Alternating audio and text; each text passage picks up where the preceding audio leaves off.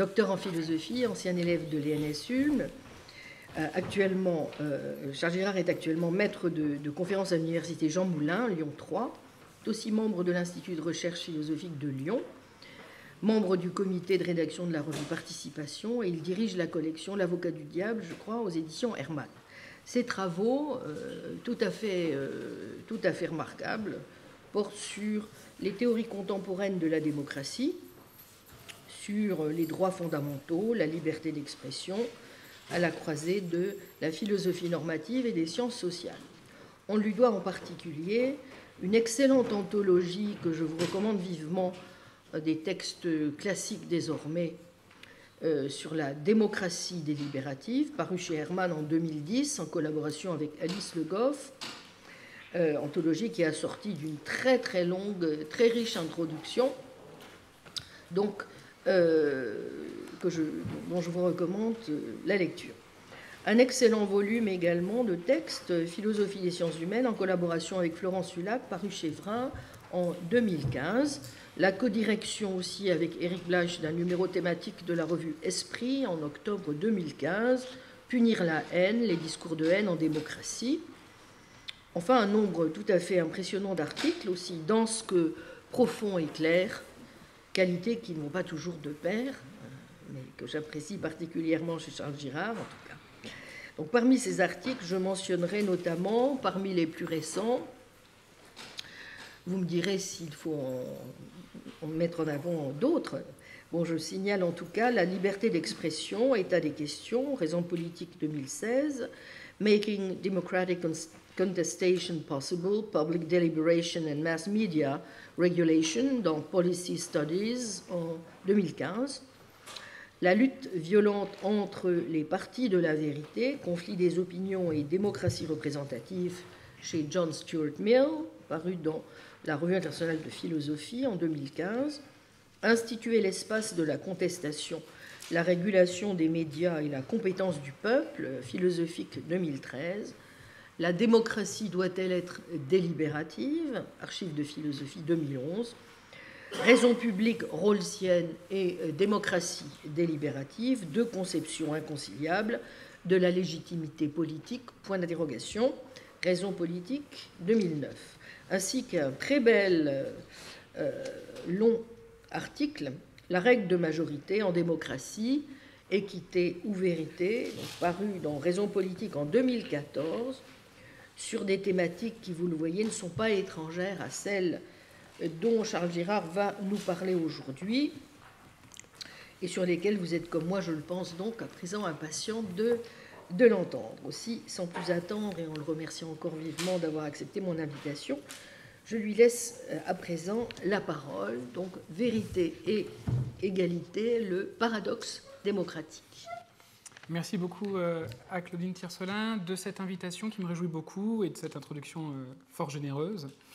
Je suis particulièrement heureux d'être parmi vous aujourd'hui pour ce séminaire sur le thème connaissance, vérité et démocratie, parce que mes travaux portent principalement sur les philosophies contemporaines de la démocratie et que, parmi les nombreuses prises de conscience douloureuses auxquelles ces travaux m'ont conduit, il y a la conscience assez pénible des lacunes du point de vue épistémologique, des lacunes du point de vue de la théorie de la connaissance, des modèles que la philosophie politique utilise pour penser la démocratie et pour penser plus généralement nos pratiques politiques. Donc je vais intervenir en tant que philosophe politique, pas en tant qu'épistémologue, ce que je ne suis pas, mais avec la conviction qu'un dialogue entre ces domaines ou ces spécialités est indispensable, en tout cas pour le philosophe politique. Alors, la démocratie doit-elle renoncer à la vérité? Et peut-elle renoncer à la vérité sans se perdre elle-même? C'est la question que j'aimerais considérer avec vous ce soir, sous le titre « Égalité et vérité, le paradoxe démocratique ».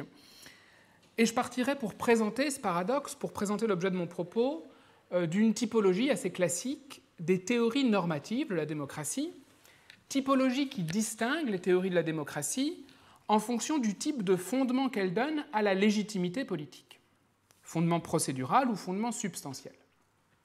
Les conceptions substantielle de la démocratie affirme que la légitimité des décisions politiques dérive, dans ce régime, de la valeur de leur contenu. C'est lorsque les décisions sont bonnes ou justes, ou qu'elles servent l'intérêt général, ou qu'elles promeuvent le bien-être, et ainsi de suite, que les décisions sont légitimes. Ce substantialisme se heurte toutefois à deux problèmes qui sont considérables l'un et l'autre. Le problème du désaccord et le problème de ce qu'on peut appeler la déférence. Problème du désaccord d'abord. Si le désaccord règne sur l'identification de la bonne décision à prendre, du choix qui serait juste, du choix qui servirait l'intérêt général, alors, dès qu'une décision est contestée, ce qui est presque toujours le cas, il est impossible de se mettre d'accord sur la légitimité du choix finalement opéré. Or, la légitimité d'une décision est généralement ce qui nous permet de la reconnaître comme obligatoire, devant être obéie, même si on la désapprouve. Si, dès qu'il y a désaccord sur la décision, il y a désaccord sur la légitimité, l'idée même de légitimité est inutile, voire redondante. Deuxième problème, celui de la déférence. Si l'on dit que les décisions sont légitimes quand elles sont justes, quand elles sont bonnes, et qu'on veut malgré tout reconnaître que certaines décisions réelles sont légitimes, alors il faut dire que certaines de ces décisions réelles sont vraiment justes ou bonnes. Ce qui veut dire qu'on doit considérer l'opinion des individus qui ne voulaient pas de cette décision, qui la désapprouvent, qui sont minoritaires. On doit considérer leur opinion non seulement comme étant minoritaire, mais comme étant aussi erronée. On leur demande de reconnaître la décision comme légitime, c'est-à-dire qu'en fait, on leur dit qu'ils doivent la trouver juste, même si en fait, ils la trouvent injuste. Ils doivent déférer à l'opinion majoritaire, ils doivent tenir l'opinion majoritaire pour vraie parce qu'elle est majoritaire. On voit donc que les conceptions substantielles rencontrent des difficultés sérieuses. Pour éviter ces difficultés, un deuxième type de théorie propose une conception procédurale de la légitimité. Elle consiste à dire ceci: la légitimité des décisions dérive, en démocratie, de la valeur des procédures qui produisent les décisions. Et en particulier, c'est une exigence qu'on retrouve systématiquement, du caractère équitable des procédures décisionnelles. Donc une décision est légitime dans cette perspective si elle est produite par une procédure qui traite de façon égale tous les citoyens, quel que soit le contenu de la décision. La limite rencontrée par cette approche, évidemment, est que pour éviter le problème du désaccord, pour éviter le problème de la déférence, elle nous rend totalement indifférents à toute forme de visée substantielle. Pour le dire simplement, la légitimité des décisions n'aurait rien à voir ni avec la justice, ni avec l'intérêt général, ni avec le bien commun, ni avec le bien-être social, ni même seulement avec le maintien de la paix civile, parce que toutes ces entités sont des fins substantielles. La démocratie, alors, se trouve coupée de ce qui la rend, en tant qu'idéal de régime, attractive. C'est une forme de procéduralisme strict qui est en fait inacceptable pour toutes les théories de la démocratie qui disent que la procédure démocratique doit viser à tel ou tel résultat. C'est en particulier une approche qui n'est pas acceptable pour les théories qui voient dans la démocratie le régime de l'autogouvernement, du gouvernement par et pour le peuple, quel que soit le sens exact qu'on donne à cette expression. Si la démocratie n'est pas que le gouvernement par le peuple, mais aussi pour le peuple, elle est gouvernement pour le bien du peuple, la procédure politique doit viser le bien du peuple, il y a une visée substantielle. Une troisième voie est offerte, ou ouverte, par une forme un peu distincte de procéduralisme, qui maintient l'idée que la légitimité des décisions leur vient des procédures qui les produisent, mais qui exige que ces procédures soient non seulement égalitaires, mais aussi efficaces. Ou du moins, qu'elles tendent à produire, généralement, de bonnes décisions. Donc des décisions qui satisfassent la visée substantielle qu'on s'est donnée. Dans cette perspective, les décisions sont légitimes si elles dérivent de procédures qui traitent les citoyens en égaux, d'une part, et qui produisent, au moins aussi souvent que les autres procédures possibles, de bonnes décisions. Alors cette troisième voie, c'est une position en réalité tout à fait classique et ancienne.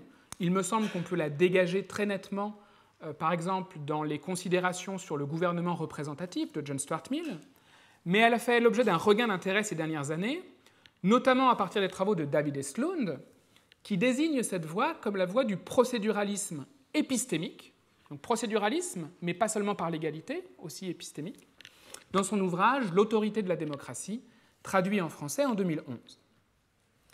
Cette voie, qui me paraît la plus raisonnable, mais aussi la seule empruntable en réalité pour les conceptions de l'autogouvernement, cette voie suscite à son tour une difficulté. Et c'est sur cette difficulté que je veux m'attarder ce soir. Si l'on admet qu'il y a de bonnes et de mauvaises décisions, si l'on pense que les citoyens doivent les départager sur cette base, alors on met nécessairement l'accent sur les compétences épistémiques des individus. Et on rendrait injustifiable le fait de les traiter également, ces individus, alors qu'ils sont épistémiquement inégaux, qu'ils ont des compétences, des niveaux de compétences inégaux. On rendrait injustifiable le fait de donner le même poids à toutes ces opinions, à toutes leurs opinions, qui sont de valeur inégale, dans la prise de décision. Alors c'est une critique extrêmement ancienne et intuitive en réalité de la démocratie, qui a des racines platoniciennes, et dont on trouve maintes formulations à l'époque contemporaine, notamment dans la mouvance réaliste, par exemple chez Joseph Schumpeter. L'idée en fond est la suivante: si vous souhaitez que le pouvoir de gouverner soit exercé pour le bien du peuple, vous ne pouvez pas souhaiter en même temps qu'il soit exercé par le peuple, car le peuple n'est pas le plus compétent pour savoir ce qui est bon pour lui. Alors évidemment, l'actualité récente des démocraties libérales, du référendum britannique sur le Brexit jusqu'à l'élection de Donald Trump à la présidence des États-Unis d'Amérique, ont redonné une certaine vitalité à cette thèse dans les débats universitaires, mais aussi dans l'espace public, ce qui est sans doute plus inquiétant. Si cette critique est juste, si la critique réaliste schumpeterienne, disons, est juste, la démocratie est bien un régime paradoxal. Elle exclut le souci de la vérité, puisqu'elle donne la même valeur à toutes les opinions. Et en même temps, elle présuppose le souci de la vérité, puisqu'elle considère que les jugements que nous portons sur la valeur de différentes décisions possibles peuvent être vrais ou faux. Ils ont un sens. Le paradoxe démocratique, donc, tiendrait en ceci: la démocratie ne peut pas concilier le souci de l'égalité et le souci de la vérité, or elle ne peut renoncer ni à l'un ni à l'autre, à moins de perdre ce qui la rend attractive. Alors mon intention ce soir est d'essayer de montrer comment est-ce qu'on peut défaire ce paradoxe. La thèse principale que je veux défendre est très simple. Elle consiste à dire que l'idéal démocratique n'est pas, en ce sens du moins, paradoxal. Pour le montrer, on doit revenir au raisonnement que j'ai rapidement évoqué, qui dérive du souci de la vérité, c'est le point de départ, la nécessité de renoncer à l'égalité procédurale, au traitement égal de tous les individus dans la prise de décision. J'emprunterai une formulation de ce raisonnement à Hans Kelsen, et j'essaierai de montrer ensuite, successivement, en quoi consistent les trois prémices de ce raisonnement et ce qu'on peut leur opposer. Ces prémices portent sur l'incompétence au moins relative, sur l'existence d'abord de vérités qui sont pertinentes pour la prise de décision politique, ensuite, deuxièmement, sur l'incompétence au moins relative du peuple, et troisièmement, sur la nécessité de confier le pouvoir de gouverner à ceux qui sont les plus compétents. Alors je vais détailler ces prémices, mais j'annonce déjà les thèses que je défendrai sur ces trois points. J'accorderai les deux premières prémices, sous une forme légèrement modifiée pour la seconde. Premièrement, il faut bien supposer qu'existent des vérités dont la décision politique doit se soucier. Deuxièmement, le peuple n'est pas toujours le plus compétent pour les identifier, même s'il peut parfois l'être. Troisièmement, et c'est ce qui permet de résoudre ou de défaire le paradoxe, à mon sens, le faillibilisme, qui va avec le souci de la vérité, justifie sans paradoxe aucun que le pouvoir de gouverner soit bien confié à tous, et pas seulement aux plus sages ou aux plus experts. Alors partons donc d'une formulation, au premier temps de cet exposé, du raisonnement. L'idée que la démocratie suppose de renoncer à la vérité trouve une formulation particulièrement puissante et influente dans l'ouvrage de Hans Kelsen, « La démocratie, sa nature, sa valeur ». Ce sont les toutes dernières pages de l'ouvrage dans lesquelles Kelsen suggère que ce passage de l'Évangile selon saint Jean, qui narre la confrontation entre Jésus et Pilate, exprime en un tragique symbole, dit-il, la relation entre démocratie et relativisme. Je cite, une fois n'est pas coutume, l'Évangile selon saint Jean. « Pilate lui dit, s'adressant à Jésus, « Donc tu es roi ?» Jésus répondit, « Tu le dis, je suis roi.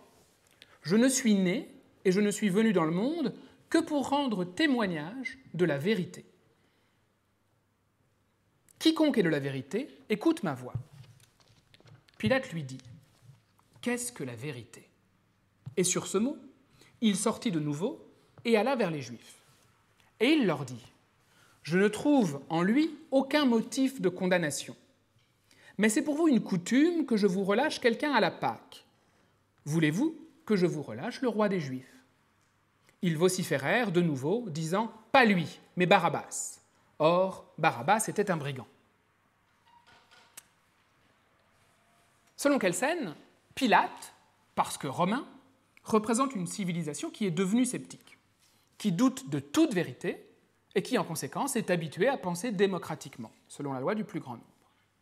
Lorsque Jésus, qui est accusé de se donner pour le roi des Juifs, qui réclame pour lui l'autorité de la vérité, lui est présenté, Pilate renonce à chercher par lui-même la vérité, il renonce à juger par lui-même, alors même qu'il ne voit pas de motif de condamnation. Il abandonne la décision à la foule et provoque un plébiscite. Jésus, de son côté, parce qu'entièrement certain d'être le Fils de Dieu, peut revendiquer cette autorité sur les Juifs et se dire leur roi. Le croyant, reconnaît Kelsen, pour avoir, dans ce passage des Évangiles, le meilleur des arguments contre la démocratie. Elle sacrifie la vérité, car elle ne lui reconnaît aucune autorité particulière, préférant confier le pouvoir de décider à tous de façon égale, c'est-à-dire au plus grand nombre. Mais cette objection ne porte, et c'est ce que veut dire Kelsen en réalité, même si on trouve parfois des lectures contraires, cette objection ne porte bien sûr que si l'on peut savoir avec certitude qui dit le vrai. Refuser la démocratie parce qu'elle menacerait la vérité suppose que l'on soit aussi sûr de savoir ce qu'est la vérité que peut l'être ou pourrait l'être le Fils de Dieu. Bien, donc cette tragédie de la démocratie, lue par Kelsen, se joue dans l'opposition entre deux figures, le sceptique et le fanatique, instance du dogmatisme. Le sceptique renonce ou a renoncé à atteindre des vérités absolues, donc il peut être relativiste et il peut accepter qu'on traite toutes les opinions comme ayant une valeur égale. Le fanatique, à l'inverse, plus généralement le dogmatique, a la certitude qu'il a la vérité absolue, donc il peut refuser toute valeur aux autres opinions. Seul le sceptique, c'est la thèse de Kelsen, peut être démocrate, reconnaître l'autorité du peuple, confier le pouvoir de décider à tous à égalité.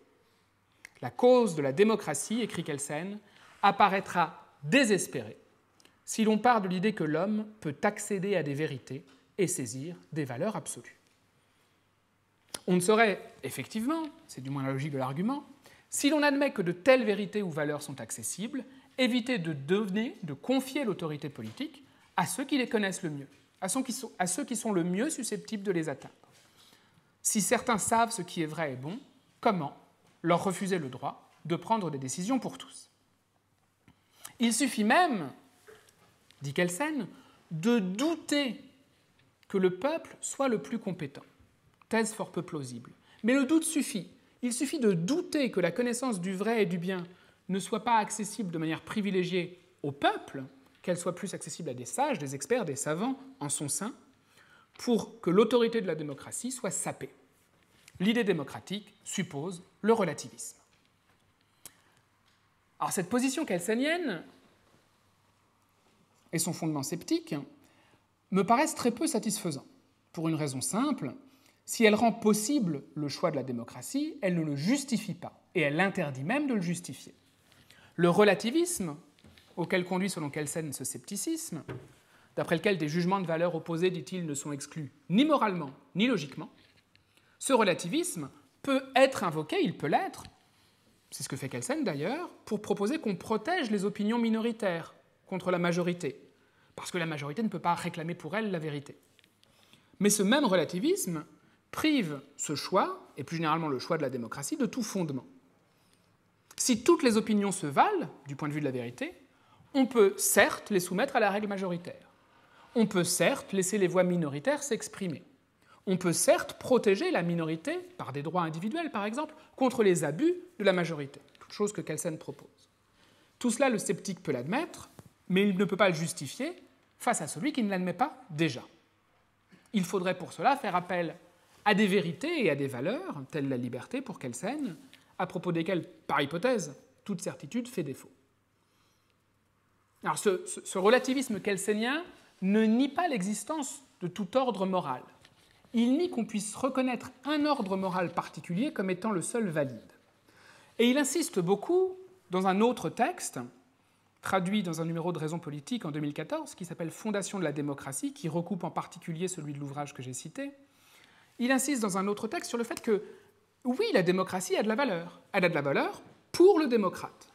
Le démocrate, dans la mesure, écrit Kelsen, où rien ne peut être plus sensé pour lui que de se battre pour la démocratie contre l'autocratie, le démocrate n'a pas, je cite encore, la plus petite raison d'accepter l'autocratie comme fait inévitable.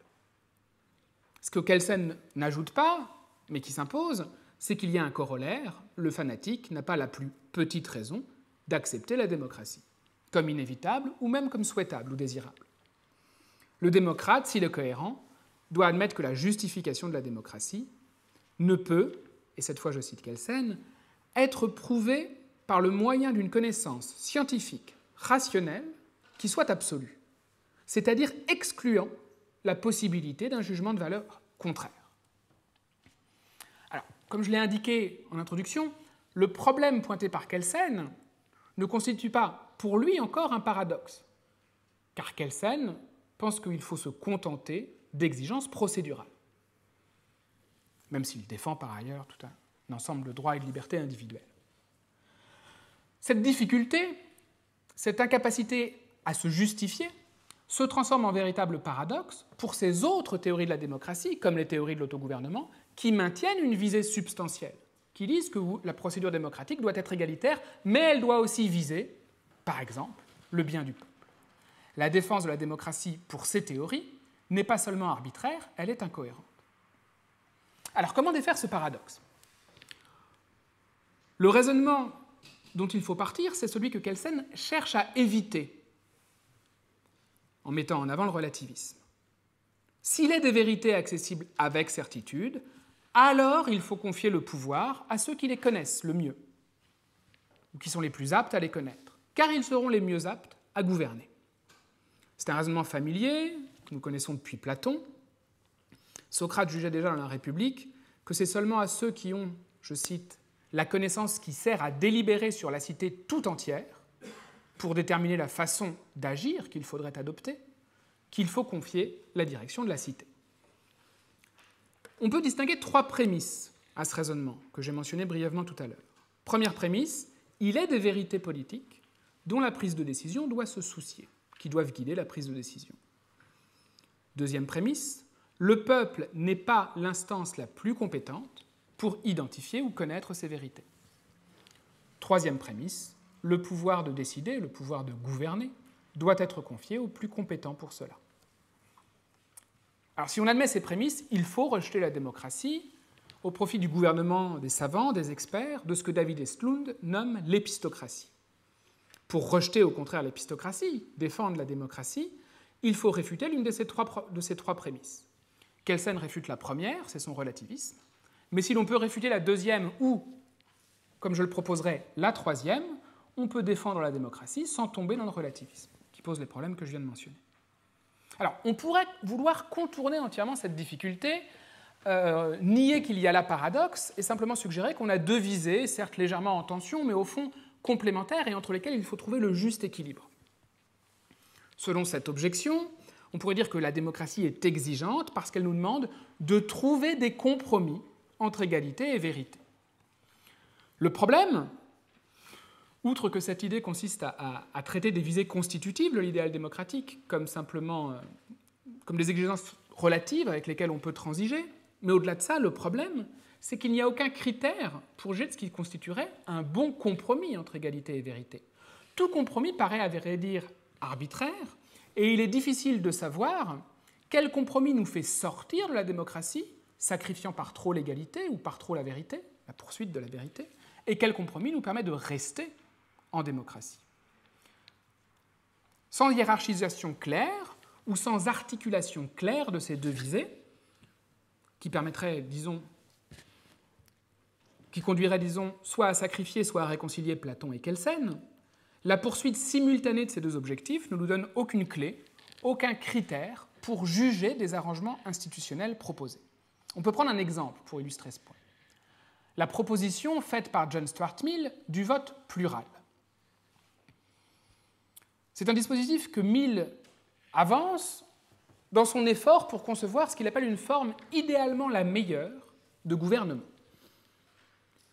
Le problème qui se pose à cette forme idéalement la meilleure de gouvernement, la démocratie représentative, c'est de concilier la participation de tout le peuple, d'un côté, et la valorisation de la compétence, d'une partie du peuple donc, de l'autre.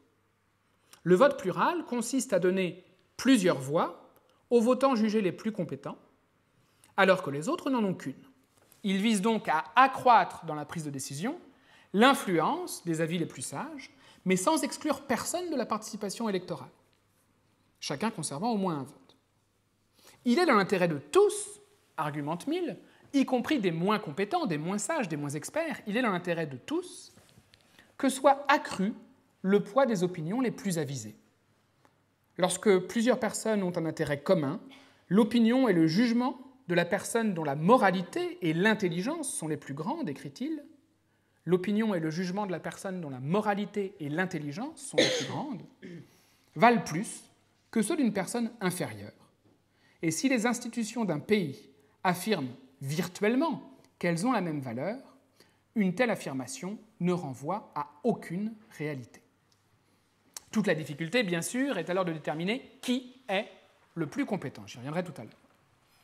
Mill juge prudemment que le critère de la propriété, qui historiquement a été souvent utilisé dans ce but, pensons au suffrage censitaire, Mill pense que le critère de la propriété est inadapté. Même le membre le plus pauvre de la communauté, dit-il, devrait pouvoir revendiquer les privilèges de l'intelligence. Mais il est aussi prompt à voir dans le niveau d'éducation ou dans le niveau d'expérience professionnelle un indicateur suffisamment fiable de la sagesse politique. Les diplômés des universités les plus prestigieuses, les auditeurs du Collège de France peut-être, les banquiers, les contremaîtres, les travailleurs qualifiés, pourraient disposer d'un plus grand nombre de voix que les non-diplômés, les ouvriers, les marchands ou les travailleurs non qualifiés. La question qui se pose à nous, évidemment, est de savoir en quoi cet arrangement peut encore être présenté, comme Mill le pensait, comme étant démocratique. L'idée de Mill est la suivante, la justification est la suivante. On maintient certes l'exigence d'égalité des citoyens, mais cette égalité des citoyens n'a pas à se traduire en une égalité des chances d'influencer la décision collective. Pourquoi ? Parce que, je cite, « affirmer que toute personne doit avoir voix au chapitre n'équivaut pas à affirmer que toutes les voix doivent se valoir. » Alors, ce compromis, de toute évidence, heurte nos intuitions contemporaines sur ce qu'implique l'égalité politique. Mais plus fondamentalement, la difficulté est que la justification offerte par Mill apparaît entièrement arbitraire. Pourquoi maintenir l'universalité du suffrage si des différences importantes d'influence sont justifiées par des différences de compétences?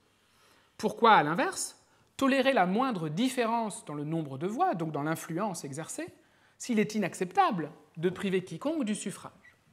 La logique qui conduit à vouloir maintenir le suffrage universel est la suivante. Chacun doit pouvoir défendre son intérêt dans la prise de décision, donc par l'intermédiaire d'une voix qui lui permet d'influencer la décision collective.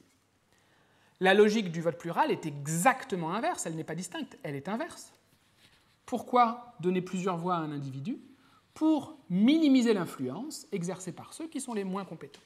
Les deux visées poursuivies amènent à vouloir augmenter et diminuer simultanément l'influence de certains individus dans le processus de prise de décision. On ne peut donc pas contourner, il me semble, le paradoxe démocratique, ni le nier. Il est logé au cœur de l'idée de gouvernement, du moins si les trois prémices que j'ai identifiées sont valides. Première prémisse.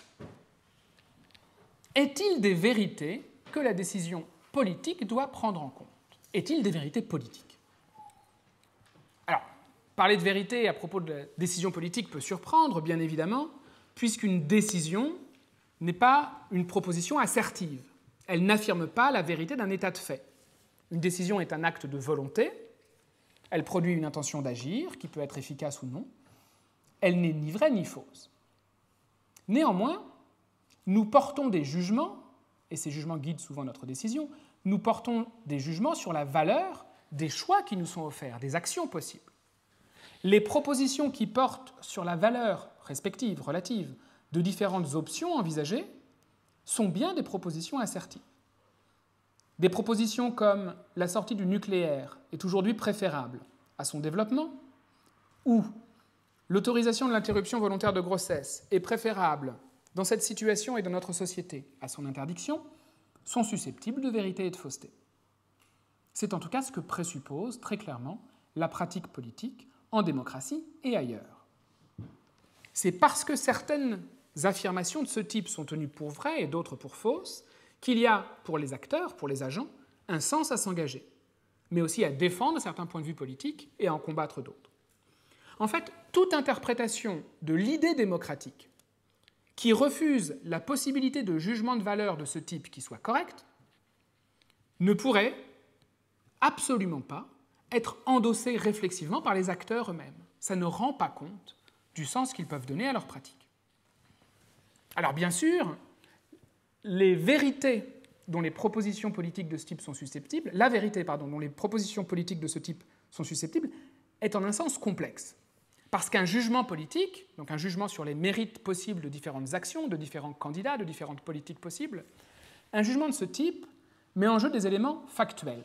Il faut connaître l'état actuel du monde. Des éléments prudentiels. Il faut anticiper les effets possibles et contingents de nos actions dans un futur incertain. Et des éléments normatifs. Il faut être clair sur les fins qui sont désirables ou obligatoires pour l'action. L'accès, donc, à des vérités politiques de ce type est fort différent de l'accès à des vérités seulement factuelles, ou à des vérités évidemment logiques, qui ne dépendent pas de considérations prudentielles ou de considérations normatives. La vérité du jugement politique ne peut pas être établie de manière définitive, par la voie expérimentale ou par la voie démonstrative. La vérité des jugements politiques ne se prête ni à la falsification ni à la preuve. Ces jugements s'appuient néanmoins sur la pesée de raison d'agir, de raison d'opter ou non pour tel ou tel choix, pesée qui constitue la délibération. Cela ne signifie pas que toutes les décisions, et donc toutes les propositions portant sur la valeur des décisions, se valent, parce que la délibération pratique est bien un effort pour arrêter la bonne décision, ou la meilleure décision possible. C'est ce que suggérait déjà Aristote. S'il est manifeste que toute recherche n'est pas une délibération, par exemple l'investigation en mathématiques, par contre, toute délibération est bien une recherche. Alors, on pourra choisir, comme le font un certain nombre d'auteurs, d'éviter la terminologie de la vérité pour parler de validité, de justesse, de justifiabilité, et ces précautions terminologiques renvoient souvent à des distinctions ou à des tentatives d'élaboration de distinctions qui sont pertinentes. Mais elles ne doivent pas dissimuler l'essentiel. L'essentiel, c'est ceci. Si l'on admet que certaines des décisions proposées sont meilleures que d'autres, dans le contexte où il faut choisir, si l'on admet par exemple qu'à propos de l'ouverture du mariage aux couples homosexuels ou à propos du projet de traité constitutionnel pour l'Union européenne, ou sur d'autres questions, certains ont pu avoir raison et d'autres ont pu avoir tort, alors il faut admettre que les décisions politiques ont trait à la vérité. Alors, le présupposé le plus disputé, bien sûr, c'est celui qui porte sur l'existence de vérités normatives, ce qui introduit une forme de réalisme moral, l'idée qu'il existe des faits susceptibles de rendre nos propositions normatives vraies ou fausses. Notons simplement qu'un jugement de valeur sur les mérites relatifs de différentes décisions ne peut être formulé qu'en référence à des principes ou à des valeurs normatives. Sans cela, aucune fin ne peut être choisie pour orienter la prise de décision. Il ne saurait en être autrement, puisqu'il s'agit d'évaluer non pas ce qui est, mais ce qui est meilleur ou pire. Et toutes les conceptions de la démocratie qui ne se contentent pas d'exiger l'égalité procédurale, en réalité, avancent de tels principes ou valeurs. C'est le cas, bien évidemment, pour les conceptions qui nous disent que le but de la politique démocratique, c'est le bien commun, ou c'est l'intérêt général, ou c'est la justice. Mais en réalité, c'est le cas également pour ces théories plus modestes de la démocratie, qui pensent que ce qu'on peut viser dans la politique démocratique, c'est des compromis qui ne soient pas trop inéquitables entre des intérêts particuliers, ou que c'est la promotion du bien-être du plus grand nombre, ou même simplement que c'est le maintien de compromis qui permettent la paix civile, le fait que l'affrontement entre groupes d'intérêts ne dégénère pas en un conflit armé. Dire donc qu'il est des vérités normatives pertinentes pour l'action politique, c'est simplement dire ceci: il est parfois vrai que certaines décisions sont supérieures aux autres, ou si l'on veut, mais cela revient au même, que certaines sont pires que d'autres. Ce qui n'implique pas bien sûr que pour tout choix, il y ait une décision qui s'impose comme la meilleure. Les décisions peuvent tout à fait être équivalentes du point de vue considéré. Le réalisme de Kelsen nie précisément ce point-là, mais notons qu'il ne propose pas de justification pour ce réalisme, qui ne découle pas nécessairement d'ailleurs de son point de départ sceptique. S'il établit le relativisme dans l'argument que j'ai reconstitué, Kelsen le fait simplement en affirmant que c'est la précondition de la démocratie. Il me semble donc, au moins pour le cadre de ce raisonnement, qu'il suffit ici de montrer que ce choix n'est pas nécessaire. Dernière remarque sur ce point, on ne comprend pas en réalité le choix que font les démocraties réelles, le choix qu'ont fait les sociétés démocratiques contemporaines, de privilégier certaines procédures plutôt que d'autres, si l'on met de côté le souci de la vérité. Les procédures privilégiées dans les démocraties que nous connaissons ne peuvent pas être justifiées simplement en ce qu'elles seraient équitables ou en ce qu'elles traiteraient également les citoyens, parce qu'il y en a d'autres qui sont plus équitables. Si ces régimes encouragent, dans divers contextes, la délibération collective, avant le vote, parfois à la place du vote, ce n'est pas par souci d'équité, car la délibération n'est pas une procédure particulièrement équitable. Elle donne l'avantage au meilleur rhéteur, de la même manière que le lancer de fléchettes ou le concours de fléchettes donne l'avantage au meilleur lanceur de fléchettes ou au plus habile. C'est plutôt parce que la délibération permet un effort d'argumentation et de confrontation raisonnée des raisons. De la même manière, de manière peut-être moins intuitive, si ces régimes privilégient le vote à la majorité, plutôt par exemple que le tirage au sort d'une option, ou ce qu'on appelle le tirage au sort pondéré par le vote, tout le monde vote et on tire un seul bulletin de l'urne qui détermine le résultat, si ces régimes privilégient le vote à la majorité, ce n'est pas parce qu'ils seraient plus égalitaires que ces autres procédures, ils l'est moins. Dans le vote à la majorité, l'individu qui est minoritaire a beaucoup moins de chances de déterminer le résultat de l'agrégation des voix que l'individu qui est majoritaire. Un phénomène qui est évidemment amplifié en cas d'existence de minorité permanente. Si donc le vote a des avantages à faire valoir vis-à-vis du tirage au sort ou du tirage au sort pondéré par le vote, c'est parce qu'il maintient un lien entre le choix final et le jugement du plus grand nombre, ce qui est bien une considération épistémique. Il me semble qu'il y a là une raison supplémentaire pour détourner le titre d'un article de Pascal Angèle, pour affirmer que la vérité survit à la démocratie et même à la politique. La question qui se pose à nous est de savoir si la démocratie survit, pour sa part, à la vérité. Deuxième prémisse, deuxième moment de ce raisonnement, la compétence du peuple. Le peuple est-il l'instance la plus compétente pour identifier les vérités pertinentes en politique, c'est-à-dire tout simplement pour prendre les bonnes décisions? Cette exigence est relative. Il s'agit de comparer la compétence du peuple à la compétence du groupe des plus compétents, des experts ou des sages en son sein. Elle peut paraître, à vrai dire, cette exigence relative, impossible à satisfaire pour des raisons logiques. Dans tout groupe, en effet, le sous-groupe des plus compétents paraît devoir toujours être plus compétent que le groupe dans son ensemble, par définition. Si les citoyens ont des compétences politiques inégales, et ils en ont forcément s'il y a des opinions vraies et des opinions fausses, si les citoyens ont des compétences politiques inégales, la compétence moyenne au sein du groupe des experts sera plus haute, par définition, que la compétence moyenne au sein du peuple en général. Si le peuple contient des experts du jugement politique, donc, il est moins expert qu'ils ne le sont. Alors ce raisonnement est intuitivement convaincant, mais en réalité douteux, on peut écarter la thèse de l'infériorité épistémique nécessaire du peuple, en affirmant simplement, ou en rappelant simplement, que la compétence d'un groupe ne peut pas être ramenée à la moyenne des compétences individuelles, ou même à la moyenne des compétences individuelles. Un groupe peut, en tant que groupe, présenter des propriétés, et notamment des qualités épistémiques, qui sont supérieures à celles de la moyenne de ses membres, mais aussi à celles des meilleurs d'entre eux. C'est une issue qui est suggérée dans un texte célèbre, maintes fois commenté, en particulier dans les débats récents, d'Aristote, dans lequel Aristote écrit qu'il y a là, il paraît hésiter, je cite, « une solution qui fait difficulté, mais comporte sans doute aussi du vrai. » Une solution, à ses yeux, pour concilier d'un côté la juste répartition du pouvoir, qui demande que l'on donne le pouvoir à ceux qui sont les plus vertueux politiquement, donc les plus habiles, les plus compétents, d'un côté, juste répartition du pouvoir d'un côté, et de l'autre côté, la stabilité de la cité, qui suppose qu'on donne aussi le pouvoir au peuple, qu'on ne le prive pas de l'accès au pouvoir et donc aux honneurs publics qui y sont associés.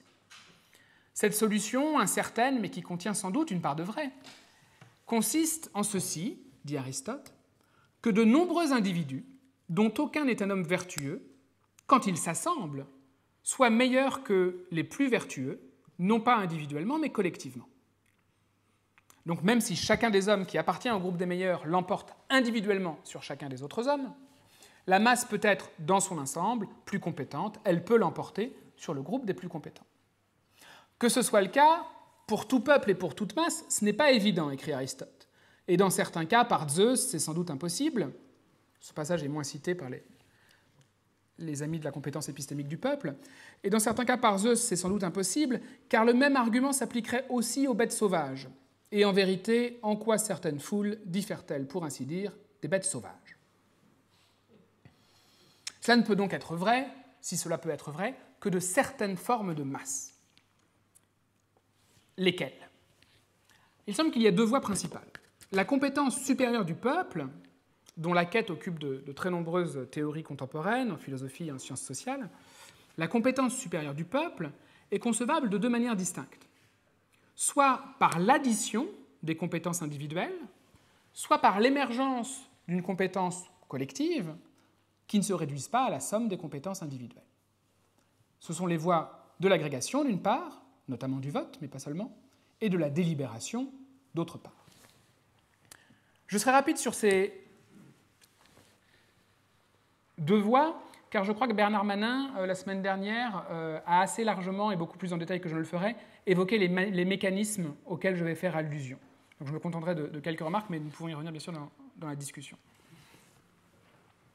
L'agrégation des jugements individuels, tout d'abord, peut-elle produire un jugement collectif plus compétent, c'est-à-dire ayant plus de chances d'être correct, tout simplement, que la moyenne des jugements individuels ou que les meilleurs d'entre eux? Le grand nombre peut-il compenser le défaut de compétences individuelles? Alors, de nombreux mécanismes sont étudiés et invoqués pour nourrir les espoirs du démocrate à ce sujet, peut-être aussi parfois pour flatter les attentes du public. Et nul n'a été plus exploité ou étudié récemment que le théorème du jury de Condorcet, très longtemps oublié, mais ayant lui aussi fait l'objet d'un regain d'intérêt très important, et qui va faire prochainement l'objet d'un ouvrage intitulé « La démocratie épistémique », enfin « Epistemic Democracy », par Bob Godin et Kai Spiekerman, qui partent du théorème du jury de Condorcet pour proposer une vision générale de la démocratie épistémique.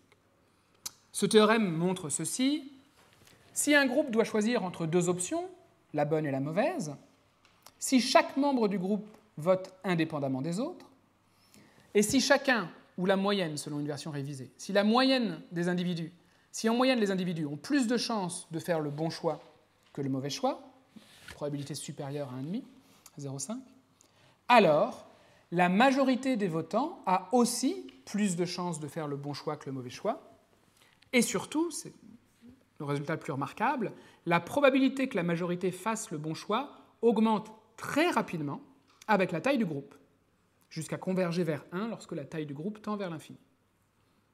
Alors ce théorème, qui est une application de la loi des grands nombres, a fait l'objet de très nombreuses extensions visant à en assouplir les conditions pour les rendre plus réalistes, mais en vérité, les implications de ces conditions, surtout de la condition d'indépendance, sont encore loin d'être claires pour une situation de vote réelle. Je laisse cette difficulté de côté pour me concentrer plutôt sur la condition distincte de compétence. Elle n'est pas dépourvue de plausibilité, au moins pour certaines questions. Après tout, avoir plus d'une chance sur deux de faire le bon choix, c'est avoir un tout petit peu plus de chances de faire le bon choix que si on tire à pile ou face. Elle a néanmoins un revers, pour le moins inquiétant. Si la compétence individuelle moyenne est ne serait-ce que légèrement inférieure à 0,5, légèrement inférieure au hasard, si en moyenne on a un tout petit peu plus de chances de faire le mauvais choix que le bon choix, alors c'est la probabilité que la majorité fasse le mauvais choix qui augmente très rapidement avec la taille du groupe. Un tel mécanisme, de toute évidence, et même si le contraire est parfois affirmé, ne permet en rien d'affirmer de manière nécessaire et systématique la supériorité épistémique du peuple. Elle montre les effets liés à la taille, qui doivent être pris en compte, et elles attirent surtout l'attention angoissée du démocrate sur la question de la compétence individuelle. Aucun autre mécanisme d'agrégation, tel que le miracle de l'agrégation, dont je crois Bernard Malin a parlé la semaine dernière et que je n'évoquerai pas, ne résout ce problème. Quelles que soient les considérations mathématiques mobilisables pour défendre les vertus épistémiques de l'agrégation, elles doivent postuler une compétence individuelle moyenne suffisante, qui, du fait de la complexité des questions politiques, peut toujours faire défaut. La compétence supérieure du peuple ne peut donc pas seulement reposer sur les vertus de l'agrégation, elle présuppose un contexte éducatif, social, culturel propice à cette compétence, et elle exige en outre un contexte qui soit un contexte de prise de décision, un contexte décisionnel, qui soit propice à des choix mûrement délibérés. C'est la deuxième voie qui insiste cette fois sur les vertus épistémiques de la délibération.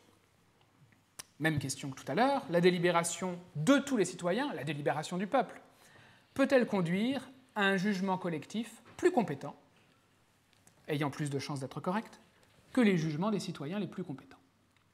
La délibération du grand nombre compense-t-elle le manque de compétences individuelles? Alors c'est sans doute le sens, selon l'interprétation la plus possible, de la thèse d'Aristote, qui invoque cette solution possible pour justifier qu'on fasse participer la masse au pouvoir délibératif et judiciaire. Le mélange des plus aptes à gouverner, des plus vertueux politiquement, et de la masse, peut dans ce cas, suggère Aristote, dans un contexte délibératif, produire une dilution de la vertu politique du petit nombre qui en multiplie les effets. Lorsqu'ils sont tous réunis, les membres de la masse possèdent une juste perception des choses, écrit Aristote. Mélangés au meilleur, ils sont utiles à la cité comme un aliment pur, comme un aliment impur, c'est la masse, mélangé à un aliment pur, les vertueux, peut rendre le tout plus profitable qu'une trop petite quantité d'aliments purs. Éloge de la dilution. Alors, comment cette dilution peut-elle être bénéfique? Aristote ne l'explique pas, en vérité, il ne fait que nous offrir une série d'analogies. Elles ne sont pas inutiles, et on peut, à partir de ces analogies, de manière assez cohérente en termes de mise en ordre, essayer de distinguer les principales vertus épistémiques attribuées à la délibération. La confrontation collective des raisons d'agir permet d'abord, Aristote emprunte cette idée au banquet, une mise en commun des ressources, par laquelle les repas collectifs sont meilleurs que ceux organisés par une seule personne. Elle permet ensuite, et Aristote prend l'exemple d'un homme unique, aux multiples pieds, aux multiples mains, aux multiples organes, elle peut ensuite, cette délibération, permettre une combinaison des capacités éthiques et intellectuelles. Elle peut, troisièmement, Aristote évoque cette fois la critique collective d'une œuvre d'art, elle peut, troisièmement, permettre une division du travail cognitif, par laquelle, dit Aristote, les uns jugent une partie, les autres une autre, et tous jugent le tout. Et enfin, quatrième vertu possible de la délibération, et Aristote évoque cette fois les portraits composés à partir de plusieurs modèles dont on sélectionne les meilleurs traits, la délibération peut permettre la sélection des meilleurs traits. De fait, divers travaux théoriques et empiriques en sociologie, en psychologie, en économie, effectués ces 30 dernières années, offrent des arguments non négligeables pour attribuer à la délibération des effets vertueux de ce type. La pesée commune des raisons permet la mise en commun des ressources informationnelles. L'échange de données, de témoignages, d'opinions, de récits qu'elle permet fait circuler l'information et enrichit le fond d'information de chacun. Deuxièmement, elle permet la combinaison des capacités rationnelles, en ce que l'argumentation et la contre-argumentation peuvent faire surgir de nouvelles raisons, de nouveaux buts, de nouvelles options qui n'auraient pas été identifiées par les individus individuellement. Elle peut permettre une division du travail argumentatif, puisqu'elle décharge chacun de la lourde tâche d'identifier tout seul et d'évaluer tout seul par des objections toutes les raisons pertinentes. Quatrièmement et finalement, elle peut permettre la sélection des meilleures raisons, puisque la mise à l'épreuve des différentes raisons et considérations avancées, leur confrontation, doit permettre d'éprouver leur validité. Alors ces 4 effets sont certainement, ainsi décrits, épistémiquement vertueux. Et ils accréditent le scénario ou la vision héroïque de la délibération, qui n'est pas sans fondement. Cette vision héroïque de la délibération qui est illustrée, par exemple, de manière fameuse, par le cas du jury de 12 hommes en colère, dans lequel un unique juré, seul au départ à douter de la culpabilité de l'accusé, finit par convaincre, en un peu moins de 2 heures, les 11 autres jurés d'acquitter cet accusé, en leur faisant voir que leur conviction n'est pas au-delà de tout doute raisonnable. Le problème, c'est qu'à ces vertus épistémiques possibles de la délibération correspondent autant de vices tout aussi possibles et tout aussi corroborés par les études empiriques dont nous disposons. La mise en commun des ressources informationnelles peut faire circuler des informations fausses, voire mensongères, des fake news. La combinaison des capacités rationnelles peut faire émerger des options inédites, mais qui ne sont pas adaptées, des raisons nouvelles, mais qui sont hors de propos, voire invalides. La division du travail délibératif peut avoir cet effet nocif de laisser dans l'ombre certaines considérations ou certaines objections parce que personne ne les prend en charge, comptant sur les autres pour le faire. Et enfin, la sélection des raisons, élément le plus déterminant, peut retenir de mauvaises raisons et en éliminer de bonnes, par exemple parce que les raisons les plus populaires, les plus saillantes, les plus visibles, les mieux représentées sont favorisées. La dilution, donc, évoquée par Aristote, peut être nocive autant que bénéfique. Peut-être que le juré isolé de 12 hommes en colère était le seul à avoir tort. Alors, on tente parfois de sauver malgré tout la thèse de la supériorité nécessaire, systématique du peuple sur les experts, grâce à la délibération du peuple. On tente parfois de sauver cette thèse en invoquant la valeur de la diversité cognitive, la valeur qu'il y a pour la prise de décision à ce que le groupe contienne le plus de points de vue et d'approches du problème considéré différentes possibles. C'est ce que proposent les économistes Scott Page et Lou Hong. Bernard Manet en a sans doute parlé la semaine dernière. Page et Hong entendent proposer à leur tour quelque chose comme un théorème selon lequel, d'après eux, la diversité prime sur la compétence. Sous certaines conditions, un groupe divers résoudrait mieux les problèmes pratiques qui lui sont soumis qu'un ensemble d'individus sélectionnés pour leurs compétences. Pourquoi ? Parce qu'en augmentant la taille du groupe, en ne se limitant pas au petit groupe des experts, mais en allant à la taille maximale, celle du groupe tout entier, en augmentant la taille du groupe, on augmenterait la diversité cognitive. Or, elle est vertueuse épistémiquement, parce qu'elle s'articule aux différents aspects que j'ai distingués tout à l'heure.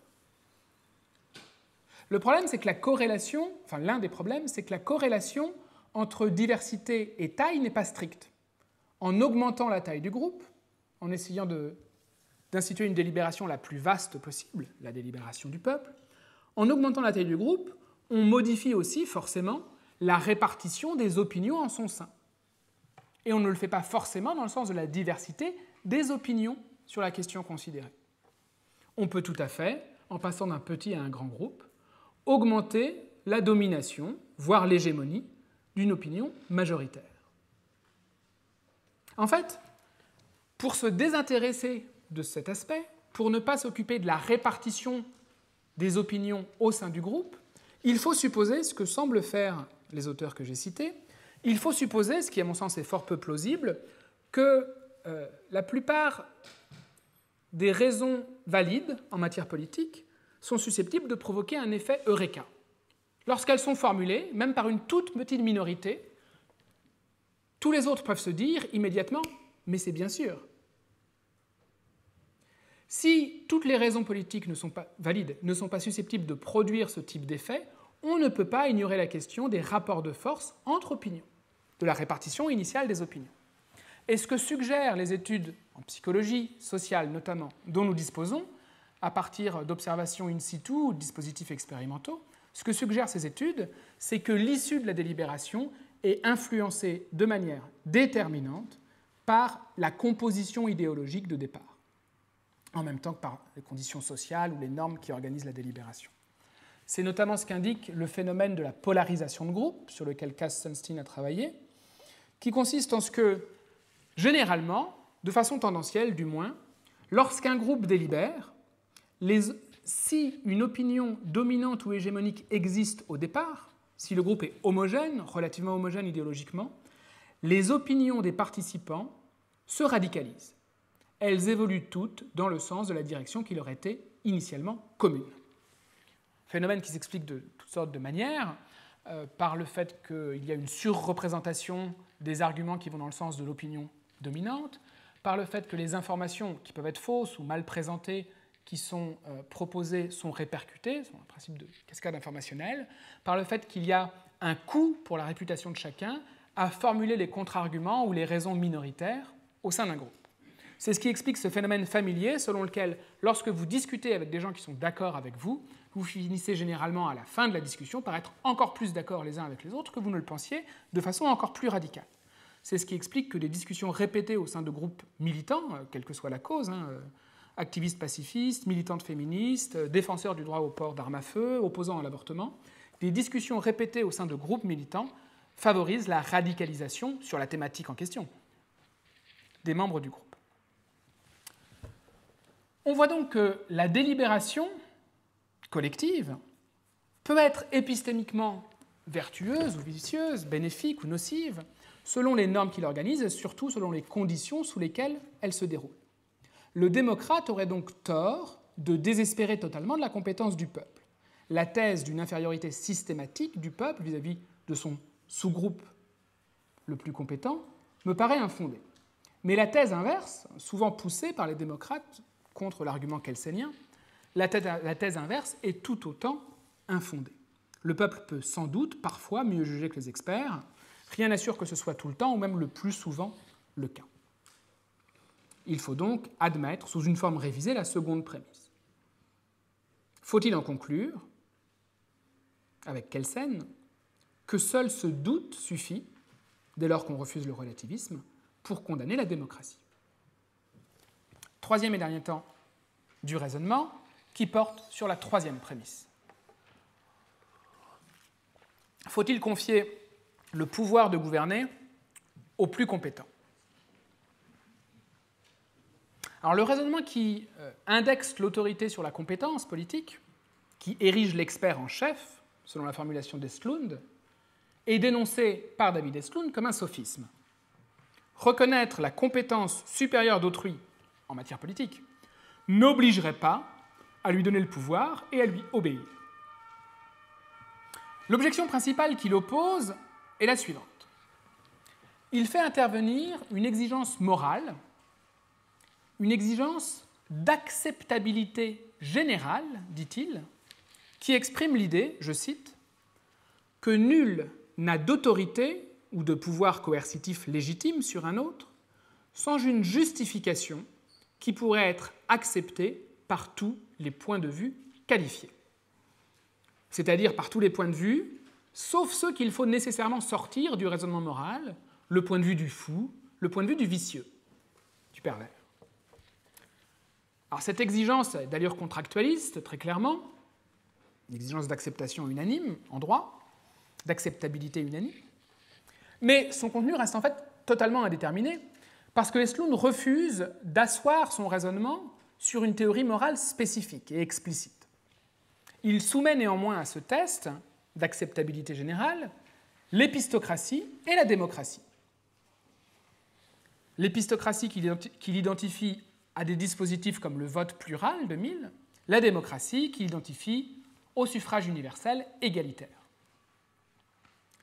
Il est manifeste, à en croire Estlund, que l'épistocratie ne peut pas être acceptée par tous les points de vue moralement qualifiés, alors que la démocratie peut l'être.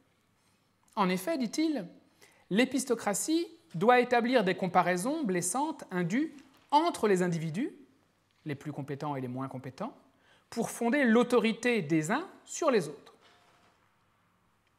En démocratie, ce n'est pas le cas. Bien sûr, chaque décision majoritaire oblige les minoritaires. Mais il n'y a pas de minorité stable, fixe, qui soit formellement assujettie à une majorité stable, fixe, au nom de différences supposées entre membres de la majorité et membres de la minorité. Bien que la décision majoritaire soit dotée d'autorité, aucun groupe majoritaire ne se voit doté d'une autorité qui lui serait la sienne. A l'inverse, écrit Estlund, dans un système de suffrage inégalitaire, donc dans le vote plural, dans l'épistocratie, certains individus sont formellement et définitivement condamnés à être assujettis au gouvernement des autres. Il y a là un élément additionnel propre à l'épistocratie, assujettissement des uns aux autres, qui ne peut pas passer avec succès le test de l'acceptabilité générale. Tous les points de vue qualifiés ne peuvent pas accepter un tel arrangement. Alors ce raisonnement est séduisant en un sens, mais il me paraît très peu concluant. Estlund, bien sûr, affirme, et il peut affirmer, qu'il n'y a pas là juste une pétition de principe. Parce que cette idée générale, l'autorité politique dépend de l'acceptation générale par tous les points de vue qualifiés. Tous les points de vue moralement qualifiés doivent pouvoir accepter cette organisation de l'autorité et du pouvoir. Ce principe-là ne présuppose pas la démocratie, ce qui est vrai. Même si ce type d'exigence contractualiste a des affinités, malgré tout, historiques et analytiques, avec l'idée démocratique moderne. Le problème, il me semble, est ailleurs, toutefois.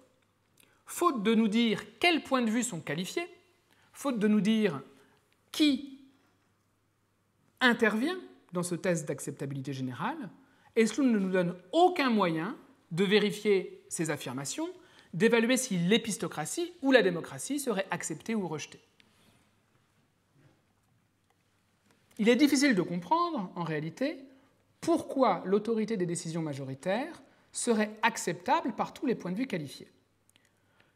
Qu'en est-il du point de vue du fanatique, qui, sans être fou, sans être vicieux, refuse de laisser la vérité être sacrifiée à la vie majoritaire? Qu'en est-il du dogmatique, qui, sans être fou et sans être vicieux, voudrait voir le pouvoir de gouverner indexé à la compétence, dogmatique qui est peut-être prêt à renoncer au pouvoir pour lui-même afin de voir l'autorité politique confiée à ceux qui, selon lui, ont l'accès le plus sûr à la vérité. En fait, si on doit rejeter ces deux points de vue qui condamnent la démocratie, si le test d'acceptabilité générale exclut ces deux points de vue, si ces points de vue ne sont pas qualifiés, ne sont pas pertinents, ça veut dire que ce test, implicitement, présuppose déjà la priorité de l'égalité sur la vérité.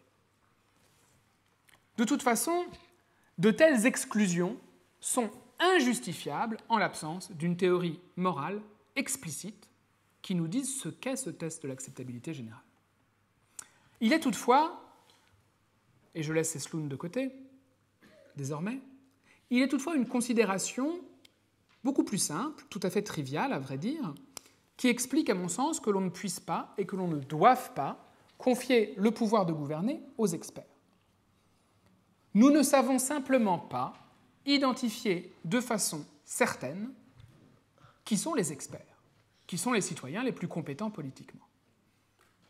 Les questions politiques, en effet, font intervenir des considérations et donc des compétences extrêmement variées, relevant de différentes formes de savoir factuel, prudentiel, normatif aussi, de telle sorte qu'on ne peut pas supposer qu'un groupe défini à l'aide d'un seul critère ou d'un seul indicateur coïncide avec celui des plus compétents. La complexité de ces questions, dit autrement, fait que différents indicateurs sont nécessaires pour identifier le groupe des plus compétents. Mais en outre, la variété des questions politiques fait que pour différentes familles de questions, le groupe des plus compétents variera, peut-être de manière extrêmement fréquente. L'identification des membres du groupe est donc une tâche qui est tout aussi délicate que la résolution des questions politiques qu'on voudrait leur déléguer ou leur assigner. Cette multiplicité des sources de la compétence politique, cette dispersion des formes de la connaissance politique, était déjà pointée par John Dewey, qui voyait là, je le cite, « l'obstacle insurmontable jalonnant le chemin de n'importe quelle autorité aristocratique. Il est impossible pour un groupe d'acquérir l'ensemble des connaissances, et encore plus d'en avoir le monopole, devant être utilisées pour gouverner. » Alors on pourrait objecter, pour défendre Mill, on pourrait objecter que certes, un critère unique, comme le niveau d'éducation ou le niveau d'expérience, est très approximatif. Mais ça ne l'invalide pas. Après tout, toute chose égale par ailleurs, il est plausible que l'éducation favorise le jugement politique. Elle augmente, elle élargit notre savoir factuel, elle affine nos modes de raisonnement. Il ne suffit pas toutefois de raisonner toute chose égale par ailleurs. Car tout facteur plausible de compétence peut être corrélé à des facteurs d'incompétence inaperçus. Les plus éduqués peuvent, comme le note d'ailleurs Eslund, présenter de manière disproportionnée des traits qui sont problématiques pour le jugement politique. Il suffit d'imaginer que, parce qu'ils appartiennent au même genre, à la même classe sociale, parce qu'ils sont passés par les mêmes institutions éducatives, parce qu'ils relèvent du même milieu professionnel, les plus éduqués manifestent une tendance commune, par exemple, à certains biais. On peut penser à des biais moralement condamnables, le racisme, le sexisme, mais on peut aussi penser à des biais beaucoup plus triviaux. Le fait d'ignorer, par exemple, tout un ensemble d'expériences pratiques qui sont communes dans d'autres régions de la société et qui sont parfois pertinentes pour bien choisir. Mill en était totalement conscient, qui affirmait que les classes possédantes au pouvoir, du côté des patrons, aussi bienveillantes, disait-il, puisse-t-on les imaginer, seraient toujours incapables de considérer la question de la grève avec les yeux des travailleurs, de même que les hommes ne pourraient jamais le faire sur d'autres questions du point de vue des femmes. Alors, si on admet cette réponse à l'objection, la difficulté d'identifier les plus compétents doit être prise au sérieux. De même qu'il ne suffit pas d'admettre qu'il y a des vérités politiques pour savoir ce qui est vrai politiquement, il ne suffit pas d'admettre qu'il y a des compétences politiques inégales pour savoir avec certitude qui est compétent. Cette incertitude suffit-elle toutefois à rejeter le raisonnement épistocratique, le raisonnement que Kelsen lui-même cherche à éviter?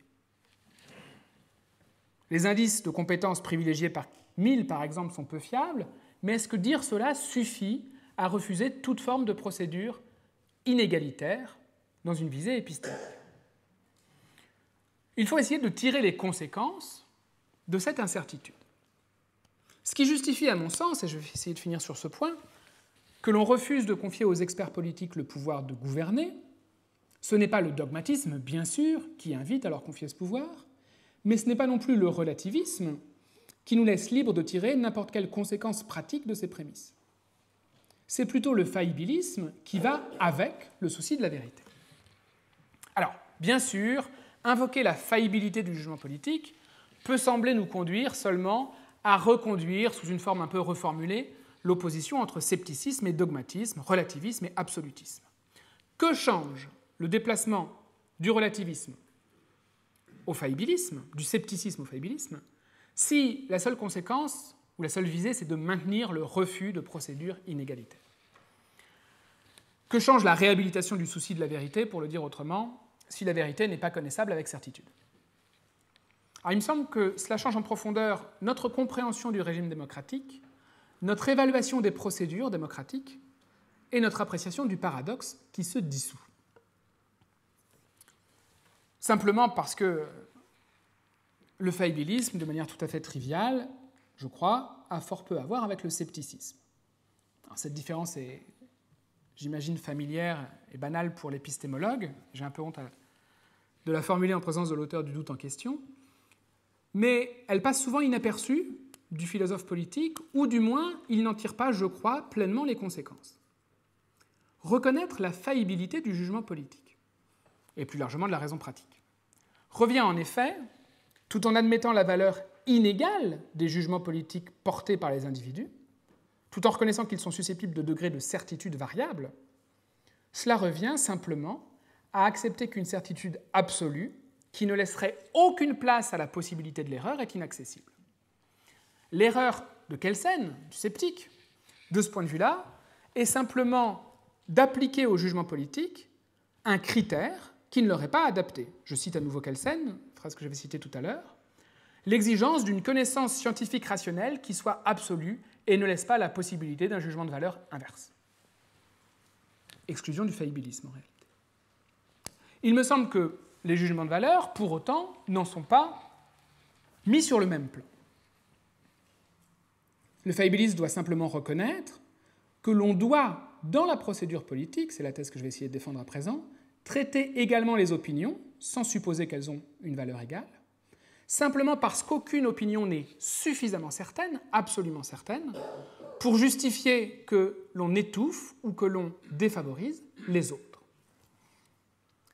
On peut partir, ce qui pour le coup est en un sens trivial paradoxal, du faillibilisme de Mill, tel qu'il est formulé dans sa célèbre défense de la liberté de pensée et de discussion. Mill nous dit ceci: la raison humaine est limitée de telle sorte que nul ne peut jamais être entièrement certain d'avoir raison sur les questions en particulier pratiques. Même l'opinion majoritaire ou unanime peut être erronée, ce qui est tragique, comme le montre pour Mill l'exemple déjà de la mort de Jésus, l'exemple de la mise à mort de Socrate aussi. Il est impossible de jamais abolir la possibilité de l'erreur, mais cela n'ôte pas leur valeur aux certitudes relatives ou partielles que nous avons. Cela ne conduit pas à attribuer la même valeur à toutes les opinions. Car les raisons qui sont constituées des preuves définitives nous font pencher d'un côté ou de l'autre ont un poids différencié qui ne peut pas être négligé. En fait, la seule véritable conséquence du faillibilisme de ce point de vue consiste en ceci. Nos certitudes, aussi fortes soient-elles, ne nous confèrent pas l'autorité requise pour interdire à autrui la possibilité de contester nos opinions. Ce serait, dit Mill, je le cite, s'arroger l'infaillibilité.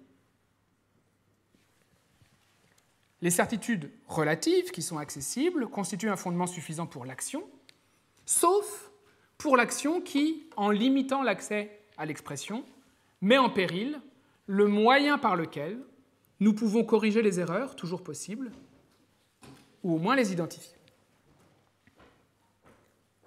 Ce raisonnement, Mill l'applique à la liberté d'expression. Mais il me semble, contre Mill cette fois, qu'il doit aussi être transposé à la question de la participation politique, et en particulier à la question du suffrage.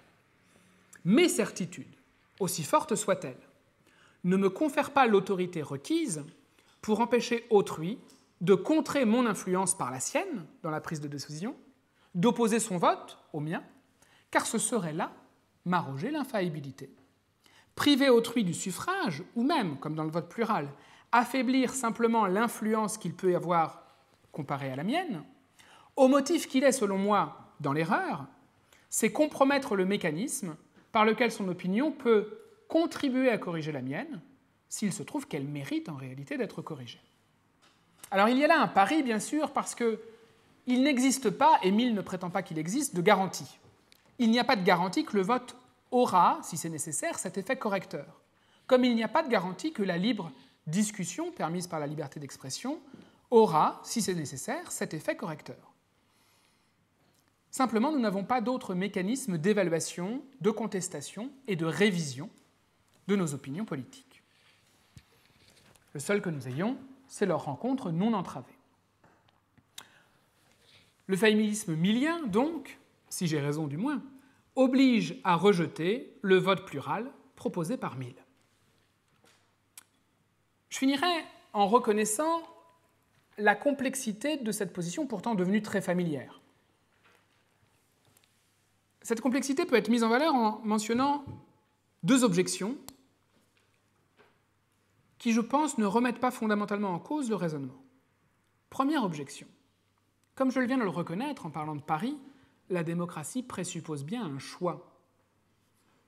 Le choix malgré la certitude présente que je peux ressentir, de me donner les moyens de pouvoir changer d'opinion, liberté d'expression, le choix aussi de courir le risque de voir mon opinion vaincue par d'autres, dans l'espoir que ce mécanisme général puisse tendre à corriger nos erreurs.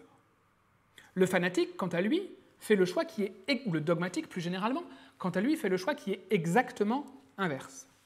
Face à la certitude présente qu'il ressent, il choisit de se protéger, de se prémunir contre la possibilité d'un changement d'opinion à l'avenir. Donc il fait taire les opinions contraires. Il choisit de se prémunir contre le risque de voir l'opinion qu'il tient pour vraie vaincue dans les urnes. Il refuse les procédures démocratiques. On peut considérer, c'est ce que suggère Achille Bilgrami, c'est la première objection, que le choix de l'un n'est pas plus rationnel que celui de l'autre. Ils ont l'un et l'autre, en tout cas, le mérite de la cohérence. Ils procéderaient de deux paris en situation d'incertitude. L'un parie que les chances de me rapprocher de la vérité en jouant le jeu de la libre expression et de la démocratie sont plus grandes qu'en renonçant à ce jeu. L'autre parie à l'inverse que les chances de s'éloigner de la vérité l'emportent si l'on fait le choix de la liberté d'expression et de la démocratie. Mais mettre sur le même plan ces deux paris est de toute évidence trompeur. Ils peuvent être dits également cohérents, mais pas également rationnels. Car l'un exige précisément de mettre un terme à l'exercice de la raison individuelle ou de le contenir, de crainte que cette raison ne se laisse convaincre par des considérations trompeuses, tandis que l'autre exige plutôt que les conditions requises par l'exercice continu de la raison individuelle soient possibles. Le pari démocratique, donc, s'il en est un, n'est pas sans fondement ou justification. Il s'enracine très simplement dans la confiance dans la raison individuelle, ou pour le dire autrement, mais je crois que l'un va avec l'autre, dans la confiance dans l'égale capacité de jugement de chacun. Il faut partir de l'égalité des aptitudes à juger, ce qui n'est pas la même chose, évidemment, qu'une supposée égalité des compétences actualisées, et encore moins qu'une supposée égalité des opinions professées ou des jugements arrêtés. On peut toutefois, c'est la deuxième objection, juger que ce pari du démocrate est incohérent. Si, comme le suggère encore Achille Bilgrami, l'idée même d'une quête ou d'une enquête tournée vers la vérité perd tout sens dès lors qu'on admet qu'il n'est jamais possible d'être entièrement certain d'avoir raison, d'avoir progressé, d'être dans le vrai. Selon Bilgrami, l'idée même d'un progrès qui se réaliserait sans jamais pouvoir s'assurer de sa progression est contradictoire. Il me semble qu'on doit opposer à cette objection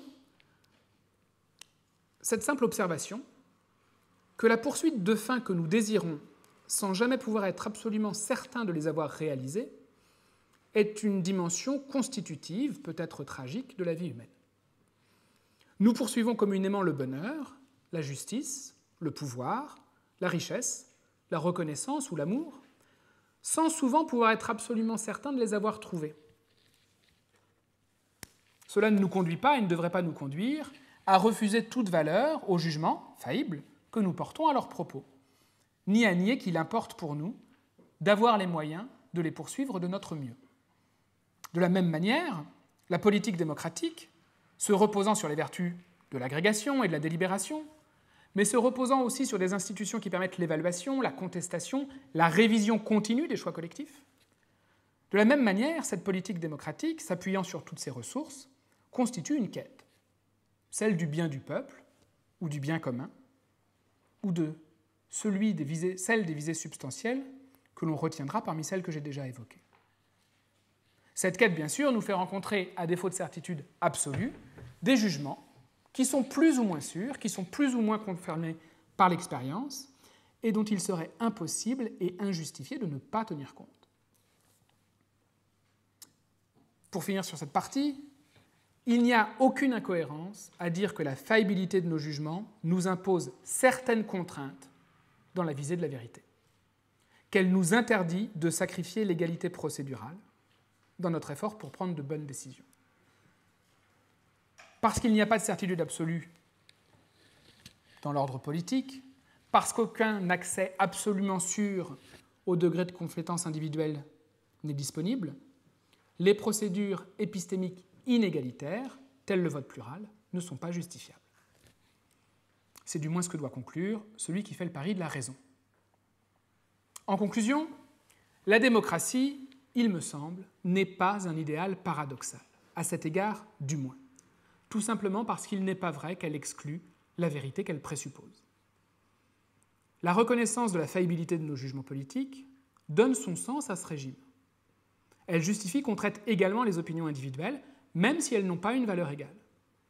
Elle justifie qu'on ne renonce pas à privilégier des procédures qui soient à la fois égalitaires et épistémiquement vertueuses. Cela fait de la démocratie, il est vrai, un idéal particulièrement exigeant, éminemment exigeant. Parce qu'elle exige des citoyens égaux un effort individuel et collectif pour départager les opinions, pour conduire ce que Mill appelle la lutte violente entre les partis de la vérité, alors même que nul ne peut se prévaloir de ces certitudes pour exiger le droit de trancher pour les autres. Je vous remercie.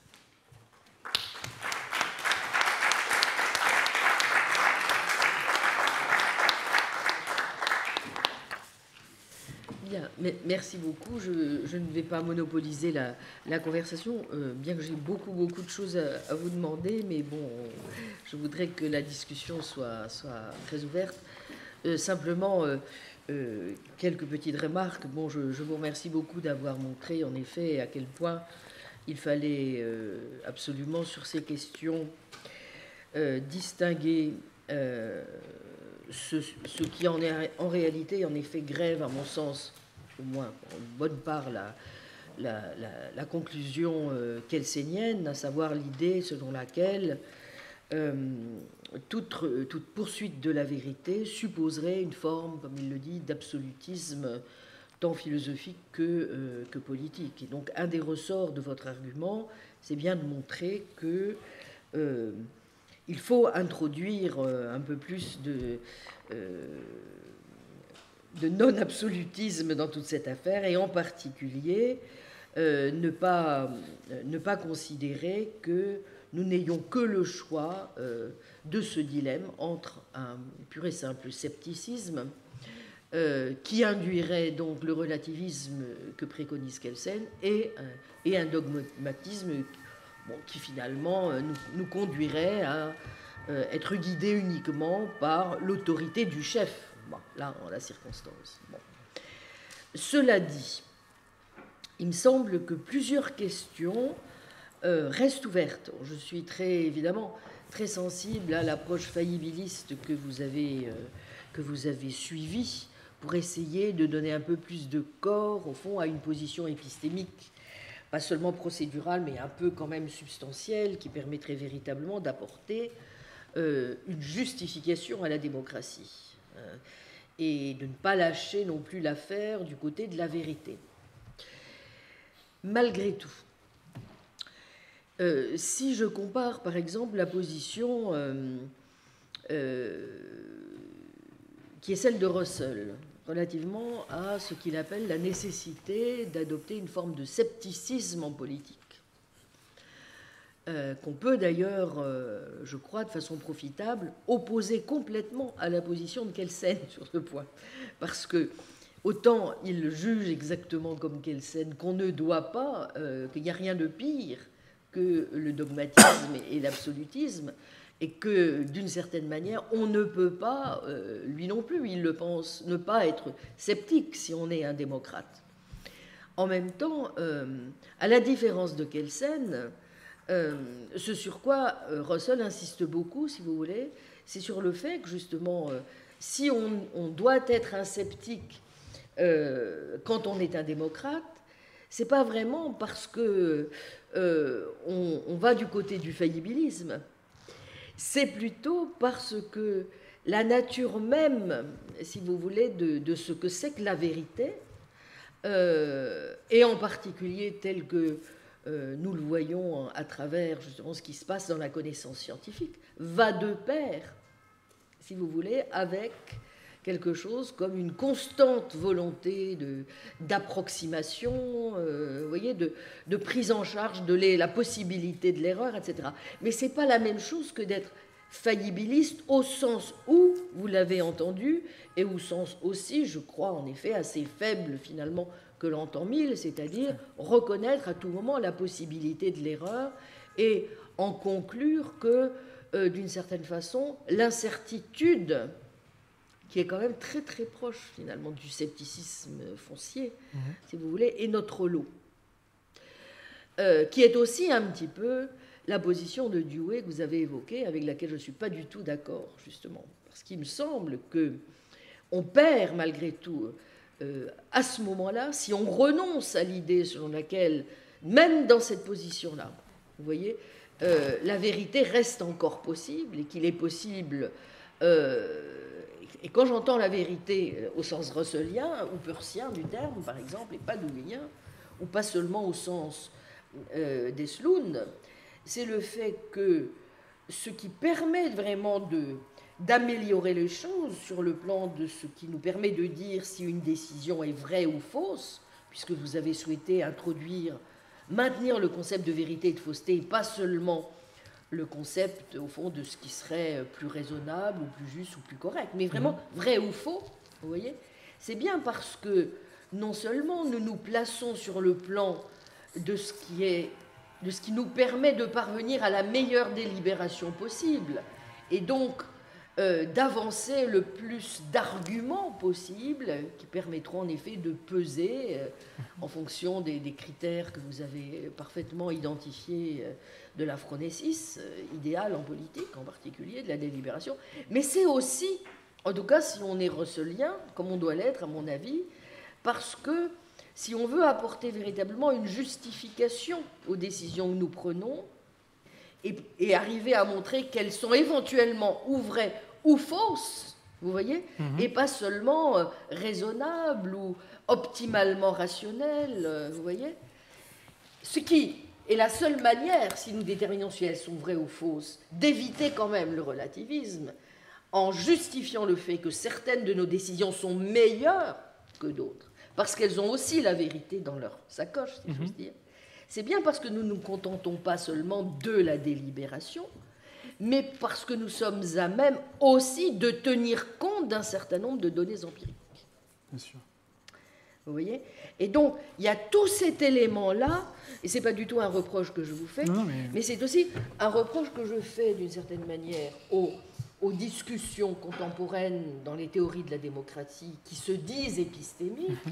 C'est quand même une accentuation presque totale sur l'idée même de la délibération, avec en effet tous les aspects à ce moment-là qu'on doit faire intervenir.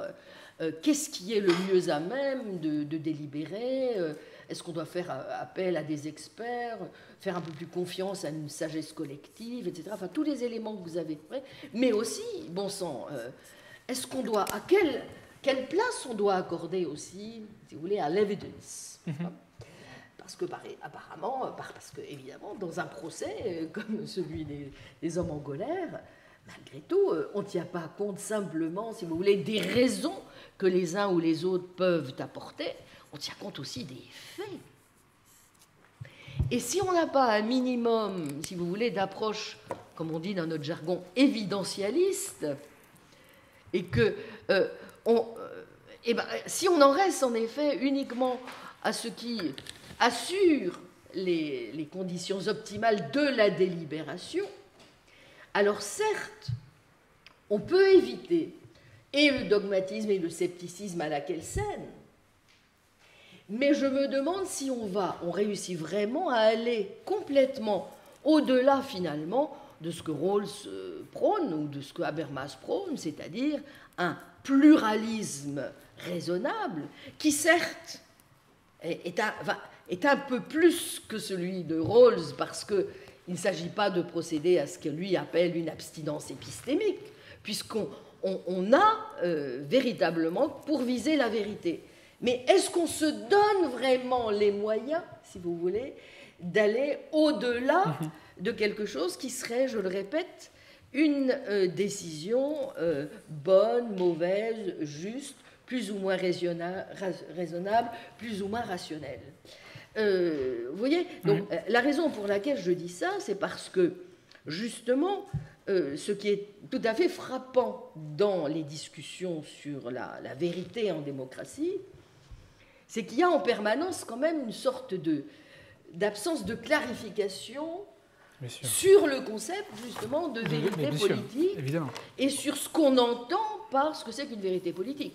J'en veux pour preuve l'hésitation qu'il y a en permanence, me semble-t-il, vous voyez, sur 2 points.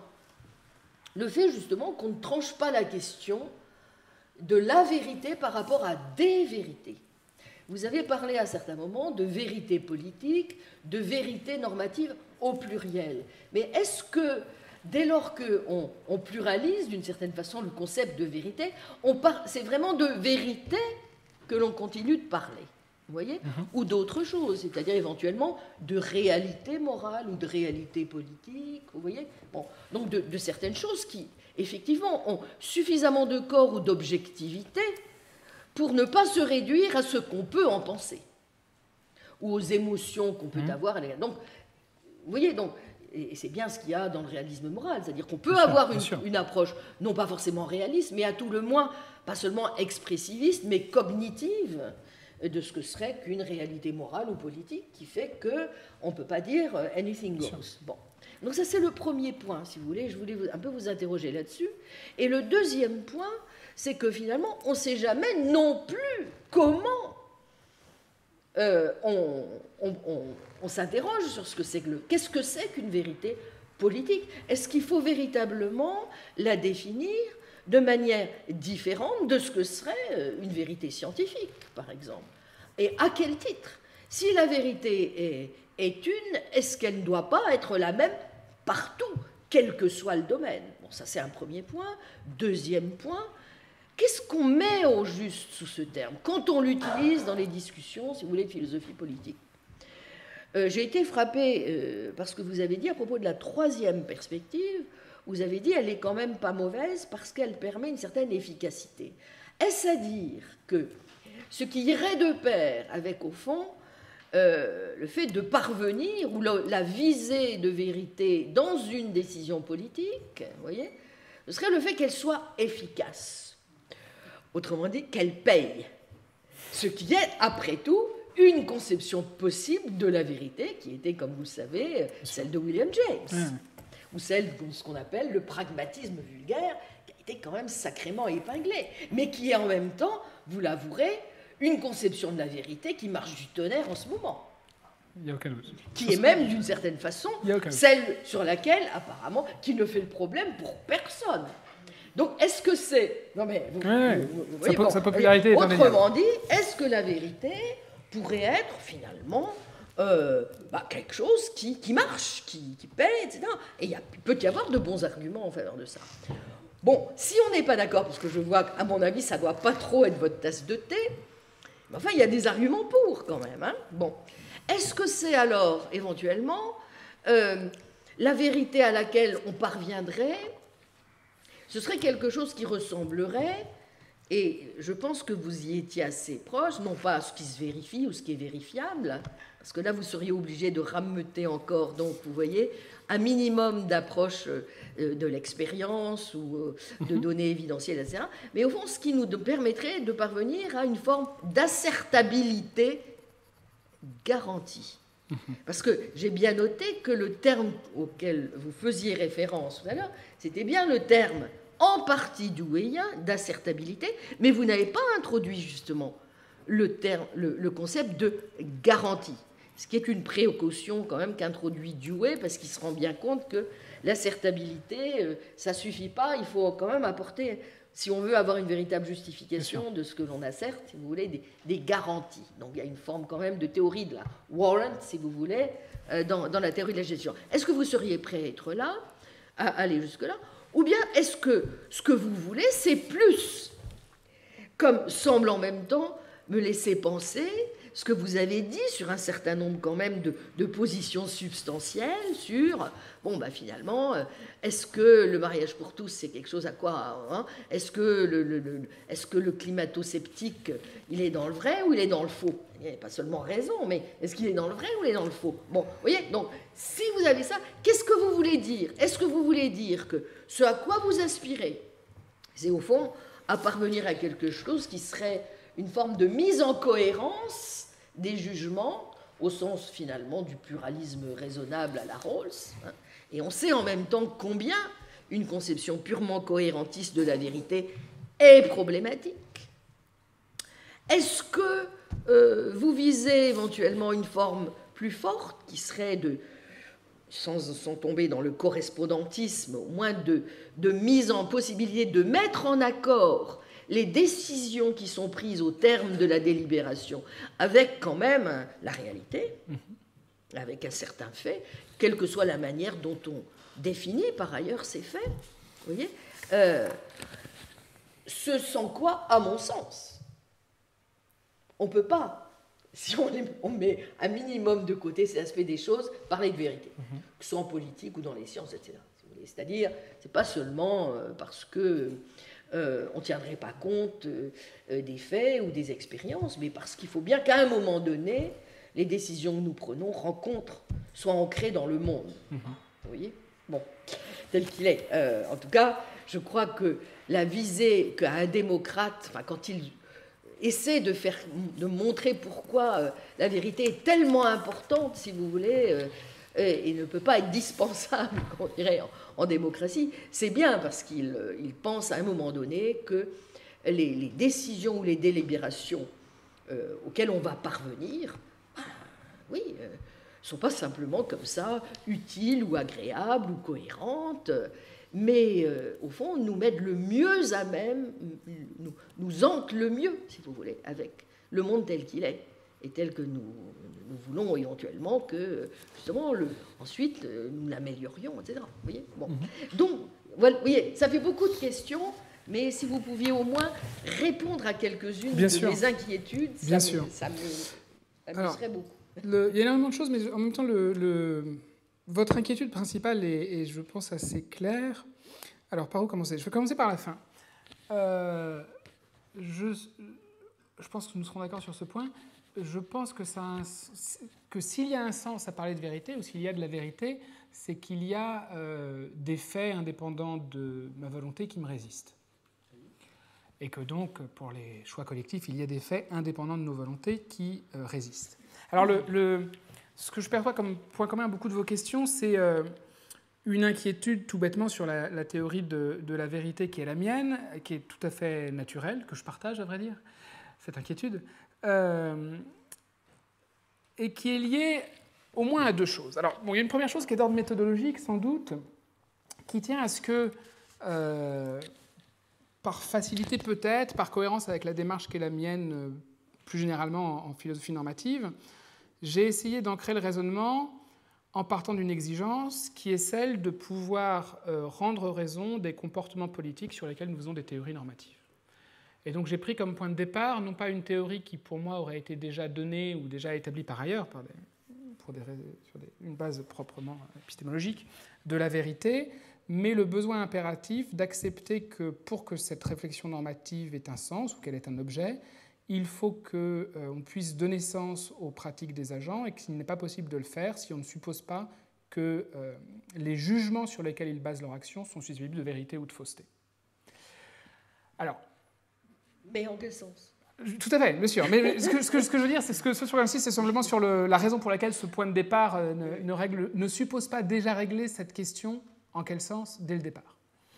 Deuxième difficulté, qui est indépendante totalement de la démarche qui est la mienne, qui tient à l'objet, le problème de ce que j'ai appelé les vérités politiques, mais je ne voulais vraiment pas dire par là qu'il y aurait plusieurs vérités, je voulais dire les propositions vraies en politique, simplement.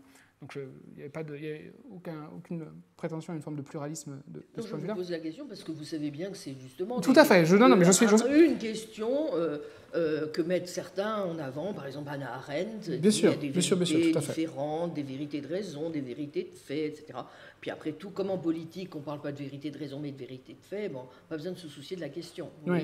Bon, c'est une manière de noyer le poisson, évidemment, en diluant la vérité sous une multiplicité de choses dont on se demande bien finalement ce qu'elle recouvre.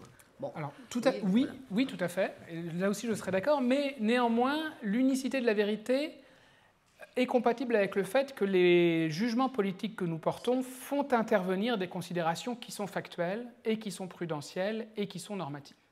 puisque pour choisir comment agir, il faudra à la fois que je choisisse quelles sont les fins ou les obligations qui doivent déterminer mon action, que je choisisse quels sont les meilleurs moyens, donc de façon prudentielle, de réaliser ces fins, et évidemment que je parte d'un diagnostic sur l'actuel et sur l'étang, sur le possible. Donc ça, c'est la deuxième difficulté, ça ne conduit pas à pluraliser la vérité, bien sûr, mais ça conduit forcément à pluraliser les modes de saisie ou de vérification ou de corroboration. Ce qui est sans doute la raison pour laquelle... Pas nécessairement, si vous me permettez, précisément parce que vous devez maintenir absolument la distinction de principe frégéenne entre ce qui est vrai, strictement parlé, et ce que l'on tient pour vrai. Tout à fait. Vous voyez ? Tout à fait. Mais je suis entièrement d'accord avec cela, mais néanmoins, la base évidentielle, disons, n'est pas la même pour ces différents types de vérités, et la résistance dont on peut faire l'expérience n'est pas la même non plus. C'est-à-dire que, pour répondre à la question finale, qui est celle de la prise sur le monde, il me semble que c'est la question essentielle, parce que vu la raison que j'expliquais à l'instant pour laquelle je pense qu'il faut nécessairement, même si on n'a pas une théorie préalable disponible, supposer qu'il existe des vérités de ce type, et que la vérité, en ce sens, est unique, l'enjeu principal, la motivation principale de ce raisonnement, c'est que ce qui guide l'engagement politique, égoïste ou civique ou n'importe, c'est le souci pour l'effet, les répercussions dans le monde, sur moi et sur les autres, des décisions qui vont être faites. Et donc le critère premier essentiel, c'est celui de l'ancrage dans le monde. Le problème, c'est que le caractère... les erreurs... il y a tout un ensemble d'erreurs factuelles empiriques qui sont immédiatement révélables une fois que la décision a été prise dans la réalisation de l'action. On sait qu'il n'y avait pas d'armes de destruction massive en Irak en 2003. On n'a pas accès au même type d'évidence lorsqu'il s'agit d'expliquer que la décision de promouvoir la démocratie en l'exportant en Irak était une mauvaise décision. Ce qui, je pense, devrait pouvoir être dit de manière certaine, sinon absolument certaine au sens de Mill. Oui, mais ça, c'est précisément toute la question est de savoir si cette décision est, si vous voulez, relève d'un jugement de vérité ou d'une évaluation d'une décision qui a été prise. Mm-hmm. C'est pas tout à fait la même chose. Et précisément sur la différence entre... dans ce cas-là, si vous voulez, la difficulté, c'est une difficulté d'ailleurs à laquelle, pour un coup, Dewey avait été assez sensible, c'est-à-dire, même il disait que, d'une certaine façon, tous nos jugements étaient des jugements de valeur. Mm-hmm. Ça n'empêche que, dans certains jugements de valeur que nous émettons, nous procédons aussi à des valorisations plus ou moins grandes. Et ce qui complique justement la question, c'est que un certain nombre de jugements que nous croyons être des jugements finalement de valeurs qui peuvent être d'une certaine façon dans le prolongement de simples jugements de fait, comportent bel et bien un certain nombre de valorisations implicites ou pas. Mmh. Donc, si vous voulez, c'est quand même une difficulté qu'il y a aussi concernant le statut des décisions, de la nature des décisions, et ce sur quoi porte un certain nombre de délibérations. Vous voyez, donc oui, là, je crois qu'il y a aussi quand même... Bon, parce que quand je vous dis que ce qui me laisse penser qu'il n'y a pas forcément besoin de distinguer à ce point, en ce qui concerne la majorité des procédures de délibération que nous prenons en politique, le type d'évidence, par exemple, c'est que prenez justement les décisions que nous pouvons être amenés à prendre sur le climat. On peut penser quand même qu'elles ont plus de chances d'être bien étayées si elles sont soutenues par un certain nombre de données empiriques. Bien sûr, bien sûr. Vous voyez ? Je voulais dire qu'il fallait les combiner, pas choisir. Souvent, d'ailleurs, aussi, même toutes les décisions difficiles à prendre en éthique sur pour ou contre l'avortement, si vous voulez, d'une certaine manière, on ne peut pas non plus désespérer de ne pas parvenir à un équilibre réfléchi dans les décisions qu'on prend, en tenant compte, comme vous savez, c'est justement ce que font les comités d'éthique, sur, par exemple, le moment à partir duquel on peut considérer qu'il y a vraiment une vie ou pas de vie, etc. Vous voyez, donc il y a un certain nombre, là encore, de données qui permettent éventuellement d'apporter de l'eau au moulin. Tout à fait. Vous voyez, bon, donc ce n'est pas seulement une question de raison que l'on apporte, de confrontation des raisons, c'est aussi que, et en un sens, ça n'est pas tellement différent de ce qui se passe dans une procédure de décision scientifique. Vous voyez, dans pas mal de décisions. Alors je ne sais pas du coup si sur ce point nous sommes en accord ou en désaccord. Je crois que je suis d'accord avec tout ce que vous venez de dire, mais néanmoins il me semble qu'à la fin, quand il faut prendre une décision, quand il faut dépénaliser ou pas l'avortement, quand il faut adopter ou pas une politique de lutte contre le réchauffement climatique, ce qui se passe c'est un échange de raisons. Et parmi les raisons qui sont échangées, il y a la prise en compte de la meilleure description disponible ou de différentes descriptions concurrentes quand les scientifiques ne sont pas d'accord de ce que sont les données empiriques.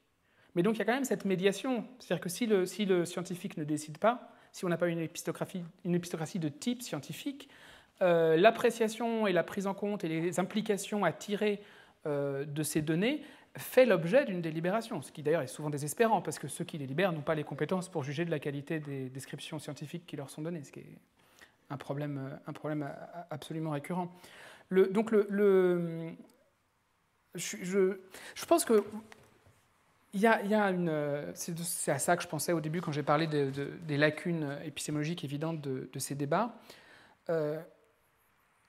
Toutes ces théories, je vais être prudent, tout un pan de ces théories sur la démocratie épistémique, sur la dimension épistémique de la démocratie, qui réactualise des thèmes anciens en fait, ne cesse de parler de vérité en esquivant la question de ce qu'elle est, précisément à cause, il me semble, de cette diversité des modes de saisie ou de la diversité des formes de résistance des faits qui sont en jeu. Donc typiquement, ce qui est généralement en jeu, ce que Eslund a en tête, c'est des vérités de type moral ou normative. C'est ça qu'il a en tête, très clairement.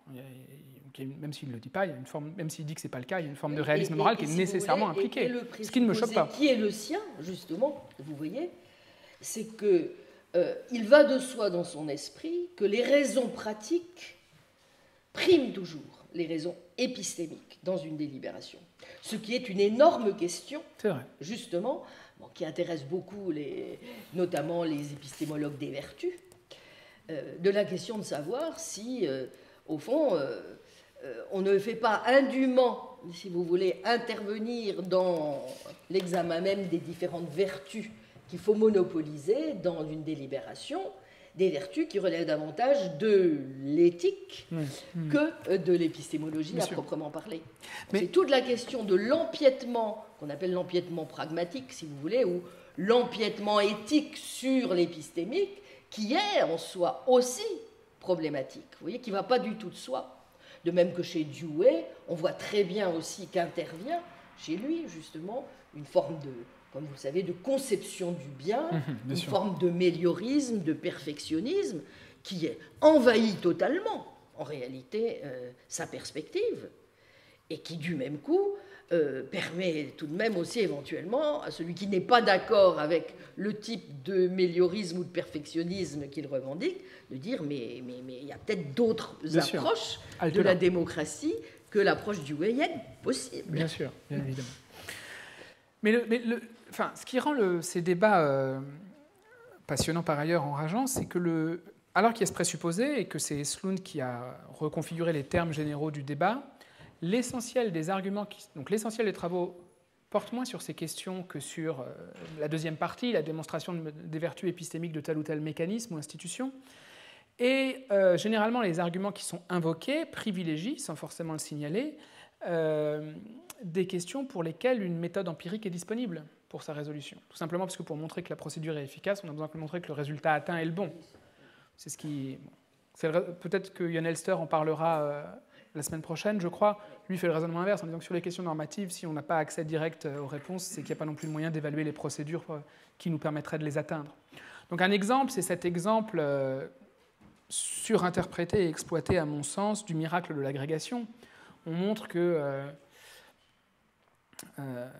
un groupe de 500 personnes est plus apte qu'un groupe de 10 personnes plus éduquées ou plus compétentes ou plus expérimentées pour deviner la taille exacte de la tour Eiffel ou pour deviner le poids exact d'un bœuf.